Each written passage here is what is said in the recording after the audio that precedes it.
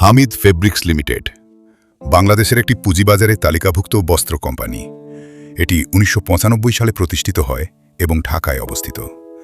কোম্পানিটি readymade garments শিল্পের জন্য ওভেন, গ্রে ফেব্রিক এবং ইয়ার্ন ডাইং পণ্য উৎপাদন করে।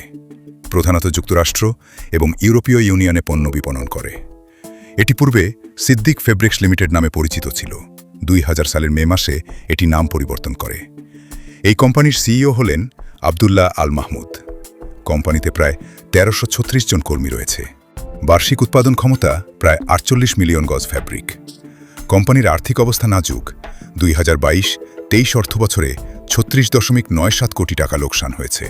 হামিদ ফেব্রিক্স লিমিটেডের প্রধান পণ্যগুলো হল রেডিমেড গার্মেন্টস উৎপাদনের জন্য ওভেন ফ্যাব্রিক, গ্রে ফ্যাব্রিক এবং ইয়ার্ন ডাইং। এগুলো মূলত টেক্সটাইল শিল্পের কাঁচামাল হিসেবে ব্যবহৃত হয়।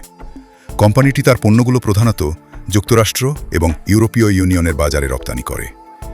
এই অঞ্চলগুলো তাদের প্রধান রপ্তানি গন্তব্য। কোম্পানির উৎপাদন ক্ষমতা প্রায় ৪৮ মিলিয়ন গজ ফ্যাব্রিক বার্ষিক, যা রেডিমেড গার্মেন্টসের জন্য ব্যবহৃত হয় এবং যুক্তরাষ্ট্র ও ইউরোপীয় ইউনিয়নে রপ্তানি করা হয়। হামিদ ফেব্রিক্স লিমিটেডের শেয়ার মূল্য সাম্প্রতিক তথ্য অনুযায়ী ১৫.২ টাকা, যা ২০২৬ সালের ১৫ এপ্রিল পর্যন্ত নিশ্চিত। এক মাসের মধ্যে শেয়ারের দাম দ্বিগুণেরও বেশি বেড়েছে, যা ঢাকা স্টক এক্সচেঞ্জে লেনদেনকৃত।